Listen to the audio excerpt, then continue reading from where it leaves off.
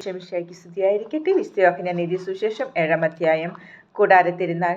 യേശു ഗലീലയിൽ ചുറ്റി സഞ്ചരിച്ചു കൊണ്ടിരുന്നു. യഹൂദർ അവനെ വധിക്കാൻ അവസരം പാർത്തിരുന്നതിനാൽ യൂദയായിൽ സഞ്ചരിക്കാൻ അവൻ ഇഷ്ടപ്പെട്ടില്ല. യഹൂദരുടെ കൂടാരത്തിരുന്നാൾ സമീപിച്ചിരുന്നു. അവന്റെ സഹോദരന്മാർ അവനോട് പറഞ്ഞു, നീ ചെയ്യുന്ന പ്രവൃത്തികൾ നിന്റെ ശിഷ്യന്മാർ കാണേണ്ടതിന് നീ ഇവിടം വിട്ട് യൂദയായിലേക്ക് പോവുക. പരസ്യമായി അറിയപ്പെടാൻ ആഗ്രഹിക്കുന്നവൻ രഹസ്യമായി പ്രവർത്തിക്കുകയില്ല. നീ ഇതെല്ലാം ചെയ്യുന്നെങ്കിൽ നിന്നെ ലോകത്തിന് വെളിപ്പെടുത്തുക. അവന്റെ സഹോദരന്മാർ പോലും അവനിൽ വിശ്വസിച്ചിരുന്നില്ല. യേശു പറഞ്ഞു, എൻ്റെ സമയം ഇതുവരെയും ആയിട്ടില്ല. നിങ്ങൾക്കാകട്ടെ എപ്പോഴും അനുകൂലമായ സമയമാണല്ലോ. ലോകത്തിന് നിങ്ങളെ വെറുക്കുവാൻ സാധിക്കുകയില്ല. എന്നാൽ അതിൻ്റെ പ്രവൃത്തികൾ തിന്മയാണെന്ന് ഞാൻ സാക്ഷ്യപ്പെടുത്തുന്നതിനാൽ അത് എന്നെ വെറുക്കുന്നു. നിങ്ങൾ തിരുനാളിന് പോയിക്കൊള്ളുവിൻ. ഞാൻ ഈ തിരുനാളിന് പോകുന്നില്ല. എന്തെന്നാൽ എൻ്റെ സമയം ഇനിയും പൂർത്തിയായിട്ടില്ല. ഇപ്രകാരം പറഞ്ഞ് അവൻ ഗലീലയിൽ തന്നെ താമസിച്ചു. എന്നാൽ അവൻ്റെ സഹോദരന്മാർ തിരുനാളിന് പോയതിനു ശേഷം അവനും പോയി, പരസ്യമായല്ല, രഹസ്യമായി. അവൻ എവിടെയെന്ന് ചോദിച്ചുകൊണ്ട് തിരുനാളിൽ യഹൂദർ അവനെ അന്വേഷിച്ചു കൊണ്ടിരുന്നു. ആളുകൾ അവനെപ്പറ്റി രഹസ്യമായി പലതും പറഞ്ഞിരുന്നു. അവനൊരു നല്ല മനുഷ്യനാണ് എന്ന് ചിലർ പറഞ്ഞു. അല്ല, അവൻ ജനങ്ങളെ വഴിപിഴപ്പിക്കുന്നു എന്ന് മറ്റു ചിലരും. എങ്കിലും യഹൂദരെ ഭയന്ന് ആരും അവനെപ്പറ്റി പരസ്യമായി ഒന്നും സംസാരിച്ചില്ല. യേശുവിൻ്റെ വിജ്ഞാനം. തിരുനാൾ പകുതിയായപ്പോൾ യേശു ദേവാലയത്തിൽ ചെന്ന് പഠിപ്പിച്ചു തുടങ്ങി. ഒന്നും പഠിച്ചിട്ടില്ലാതിരിക്കെ ഇവന് ഇത്ര അറിവ് എവിടെ നിന്ന് കിട്ടിയെന്ന് പറഞ്ഞ് യഹൂദർ വിസ്മയിച്ചു. യേശു പറഞ്ഞു, എൻ്റെ പ്രബോധനം എൻ്റെ സ്വന്തമല്ല, എന്നെ അയച്ചവൻ്റേതത്രേ. അവിടുത്തെ ഇഷ്ടം നിറവേറ്റുവാൻ മനസ്സുള്ളവൻ ഈ പ്രബോധനം ദൈവത്തിൽ നിന്നുള്ളതോ അതോ ഞാൻ സ്വയം നൽകുന്നതോ എന്ന് മനസ്സിലാക്കും. സ്വമേധയെ സംസാരിക്കുന്നവൻ സ്വന്തം മഹത്വം അന്വേഷിക്കുന്നു. എന്നാൽ തന്നെ അയച്ചവൻ്റെ മഹത്വം അന്വേഷിക്കുന്നവൻ സത്യവാനാണ്. അവനിൽ അനീതിയില്ല. മോശ നിങ്ങൾക്ക് നിയമം നൽകിയില്ലേ? എന്നിട്ടും നിങ്ങളാരും നിയമം പാലിക്കുന്നില്ല. എന്തുകൊണ്ടാണ് നിങ്ങൾ എന്നെ കൊല്ലാൻ ആലോചിക്കുന്നത്? ജനങ്ങൾ പറഞ്ഞു, നിനക്ക് പിശാചുണ്ട്. ആരാണ് നിന്നെ കൊല്ലാൻ ആലോചിക്കുന്നത്? യേശു പ്രതിവചിച്ചു, ഞാനൊരു പ്രവൃത്തി ചെയ്തു, അതിൽ നിങ്ങളെല്ലാവരും ആശ്ചര്യപ്പെടുന്നു. മോശ നിങ്ങൾക്ക് പരിച്ഛേദന നിയമം നൽകിയിരിക്കുന്നു.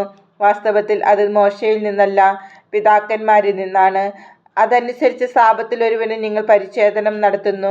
മോശയുടെ നിയമം ലംഘിക്കാതിരിക്കുന്നതിന് ഒരുവൻ സാബത്ത് ദിവസം പരിച്ഛേദനം സ്വീകരിക്കുന്നുവെങ്കിൽ സാബത്ത് ദിവസം ഒരു മനുഷ്യനെ ഞാൻ പൂർണ്ണമായി സുഖമാക്കിയതിന് നിങ്ങൾ എന്നോട് കോപിക്കുന്നുവോ? പുറമേ കാണുന്നതനുസരിച്ച് വിധിക്കാതെ നീതിയായി വിധിക്കുവിൻ. ഇവനാണോ ക്രിസ്തു? ജെറുസലേം നിവാസികളിൽ ചിലർ പറഞ്ഞു, ഇവനെയല്ലേ അവർ കൊല്ലാൻ അന്വേഷിക്കുന്നത്? എന്നാൽ ഇതാ, ഇവൻ പരസ്യമായി സംസാരിക്കുന്നു. എന്നിട്ടും അവർ ഇവനോട് ഒന്നും പറയുന്നില്ല. ഇവൻ തന്നെയാണ് ക്രിസ്തുവെന്ന് ഒരുപക്ഷെ അധികാരികൾ യഥാർത്ഥത്തിൽ അറിഞ്ഞിരിക്കുമോ? ഇവൻ എവിടെ നിന്ന് വരുന്നു എന്ന് നമുക്കറിയാം. എന്നാൽ ക്രിസ്തു വരുമ്പോൾ എവിടെ നിന്നാണ് വരുന്നതെന്ന് ആരും അറിയുകയില്ലല്ലോ. ദേവാലയത്തിൽ പഠിപ്പിച്ചുകൊണ്ടിരുന്നപ്പോൾ യേശു ഉച്ചത്തിൽ പറഞ്ഞു, ഞാൻ ആരാണെന്നും എവിടെ നിന്ന് വരുന്നുവെന്നും നിങ്ങൾക്കറിയാം. എന്നാൽ ഞാൻ സ്വമേധയാ വന്നവനല്ല, എന്നെ അയച്ചവൻ സത്യവാനാണ്. അവിടുത്തെ നിങ്ങൾക്ക് അറിഞ്ഞുകൂടാ. എനിക്ക് അവിടുത്തെ അറിയാം. എന്തെന്നാൽ ഞാൻ അവിടുത്തെ അടുക്കൽ നിന്ന് വരുന്നു. അവിടുന്നാണ് എന്നെ അയച്ചത്. അവനെ ബന്ധിക്കാൻ അവർ ശ്രമിച്ചു, എന്നാൽ ആർക്കും അവനെ പിടിക്കാൻ കഴിഞ്ഞില്ല. അവൻ്റെ സമയം ഇനിയും വന്നിരുന്നില്ല. ജനക്കൂട്ടത്തിൽ വളരെ പേർ അവനിൽ വിശ്വസിച്ചു. അവർ ചോദിച്ചു, ക്രിസ്തു വരുമ്പോൾ ഇവൻ പ്രവർത്തിച്ചതിലേറെ അടയാളങ്ങൾ പ്രവർത്തിക്കുമോ? വേർപാടിനെക്കുറിച്ച്. ജനക്കൂട്ടം അവനെക്കുറിച്ച് പിറുപിറുക്കുന്നത് ഫരിസേയർ കേട്ടു. പുരോഹിത പ്രമുഖന്മാരും ഫരിസേയരും അവനെ ബന്ധിക്കാൻ സേവകരെ അയച്ചു. യേശു പറഞ്ഞു, അല്പസമയം കൂടി ഞാൻ നിങ്ങളോട് കൂടെയുണ്ട്. അതിനുശേഷം ഞാൻ എന്നെ അയച്ചവൻ്റെ അടുത്തേക്ക് പോകും. നിങ്ങൾ എന്നെ അന്വേഷിക്കും, കണ്ടെത്തുകയില്ല. ഞാൻ ആയിരിക്കുന്നിടത്ത് വരാൻ നിങ്ങൾക്ക് സാധിക്കുകയില്ല. യഹൂദർ പരസ്പരം പറഞ്ഞു, നമുക്ക് കണ്ടെത്താൻ കഴിയാത്ത വിധം എവിടേക്കാണ് അവൻ പോവുക?